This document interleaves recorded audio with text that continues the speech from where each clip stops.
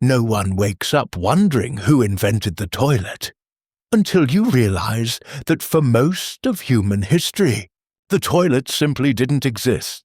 And yet, humans have always been very good at producing the problem it was meant to solve. The mystery isn't whether people needed toilets, but how they managed without them for so long, and why it took thousands of years to turn an obvious daily inconvenience into actual technology. Long before written history, early humans handled waste with remarkable simplicity. They walked away from camp, found a discreet bush, and let nature take its course. In small nomadic groups, this worked just fine. The earth was large, populations were tiny, and no one lingered in one place long enough for yesterday's problem to become tomorrow's disaster. Privacy, as we understand it today, barely existed, but neither did large-scale disease caused by waste accumulation. That balance collapsed the moment humans began settling down. Around 10,000 BCE, the agricultural revolution encouraged permanent villages, and suddenly people were living, eating, sleeping, unfortunately, relieving themselves in the same limited space. Early settlements in Mesopotamia and the Fertile Crescent often relied on simple pits dug near homes. These were not toilets, so much as hopeful holes in the ground, and when they filled up, they were covered and replaced. Out of sight, if not quite out of danger. Interestingly, early sanitation wasn't driven by comfort or dignity. It was driven by smell. Ancient people didn't yet understand bacteria or germs, but they understood that foul odors felt wrong, unhealthy, and possibly cursed. Waste was something to be distanced from daily life, both physically and spiritually. Many cultures associated human waste with impurity, pushing it beyond household boundaries, sometimes beyond city walls. What's striking is how communal this experience was. In many early societies, relieving oneself was not a private act. Latrines, when they existed at all, were shared spaces. The idea that this deeply human function would one day involve locks, porcelain, and reading material would have seemed absurd. For thousands of years, managing waste was a practical chore, not a technological challenge, until growing cities made avoidance impossible. And so, without intending to, early humans set the stage for one of civilization's most underrated inventions. Not out of elegance or innovation, but necessity, and perhaps a collective agreement that some problems should really be dealt with properly. Once cities grew large enough that ignoring waste was no longer an option, something remarkable happened. Humans began to engineer cleanliness, not perfectly, not consistently, but with genuine ingenuity, and occasionally impressive ambition.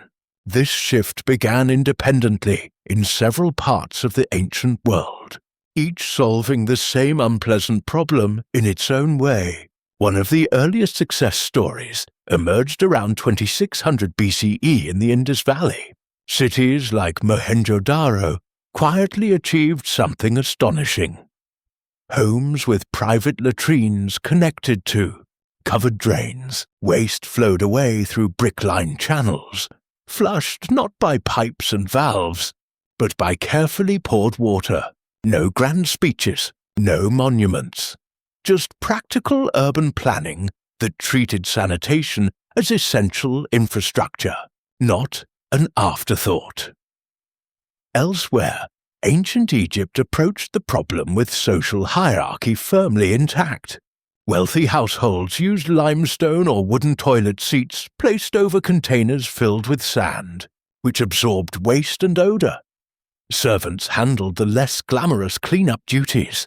It wasn't elegant by modern standards, but it showed a growing belief that waste should be managed deliberately, not tolerated. Then came Rome, where sanitation reached theatrical scale. By the 1st century BCE, Roman cities featured public latrines with long stone benches and keyhole-shaped openings. No walls, no doors, and certainly no privacy. People sat side by side, chatting as water flowed beneath them, carrying waste into vast sewer systems like the Cloaca Maxima. Romans believed moving water was cleansing, and they were largely right, even if their shared sponge-on-a-stick cleaning method leaves modern audiences understandably uneasy. Ancient China also advanced sanitation early, using deep pit toilets that allowed waste to be collected and reused as fertilizer. This practical recycling linked toilets directly to agriculture, quietly closing a loop that modern systems would later break. Across these civilizations, one idea became clear. Waste wasn't just a nuisance. It was a logistical problem. When cities respected that reality, health and order followed. When they didn't, history would soon remind them why toilets matter. And then, almost quietly, much of that hard-won knowledge slipped away. As the Western Roman Empire fractured in the 5th century, its roads, aqueducts, and sewer systems decayed alongside central authority. Toilets didn't disappear overnight, but the understanding of how crucial they were slowly faded, especially in medieval Europe. By the early Middle Ages, many cities reverted to simpler, far less effective solutions. The chamber pot became the unquestioned ruler of daily life. It lived under beds, in corners, sometimes in kitchens, and was emptied when convenient, often into streets, rivers, or open ditches. The polite warning "Garde l'eau," shouted from upper windows before dumping waste, was less about courtesy and more about survival. Castles and monasteries did slightly better. Some featured garderobes, stone latrines built into outer walls, allowing waste to drop into moats or pits below. It was an improvement, but only until the moat filled up, at which point the solution became, once again, someone else's problem. Urban populations were growing, but sanitation infrastructure was not keeping pace. What makes this period fascinating is that people didn't connect filth with disease in a scientific sense. Illness was blamed on bad air, divine punishment, or planetary alignment. Smell was suspicious, yes, but invisible causes were beyond imagination. So cities tolerated conditions that in hindsight seem astonishingly dangerous. The consequences were severe. By the 14th century, overcrowded towns with poor waste management became perfect breeding grounds for epidemics. While the Black Death had many causes, filthy living conditions certainly didn't help. Slowly, painfully, societies began to realize that ignoring waste had consequences measured not just in discomfort, but in lives. This era wasn't a complete failure. It was a lesson, a long, unpleasant reminder that civilization could move backward, and that toilets, humble as they are, require maintenance, knowledge, and respect. History, it turns out, doesn't flush itself forward automatically. By the 16th century, the problem of waste had become impossible to ignore, especially in Europe's swelling cities. Rivers doubled as drinking water and dumping grounds. Streets smelled permanently offended, and outbreaks of disease arrived with grim regularity. Something had to change. And this time, it did. In 1596, an English courtier named John Harrington designed a flushing toilet for Queen Elizabeth I. It used a cistern and a valve to send water rushing through a bowl, carrying waste away in one decisive motion. The Queen appreciated the concept, but not the smell, and the idea failed to spread. For nearly 2 centuries, flushing toilets remained clever curiosities rather than practical solutions, largely because sewer systems weren't ready to receive what toilets would send. The real transformation arrived in the 19th century, driven not by comfort, but crisis.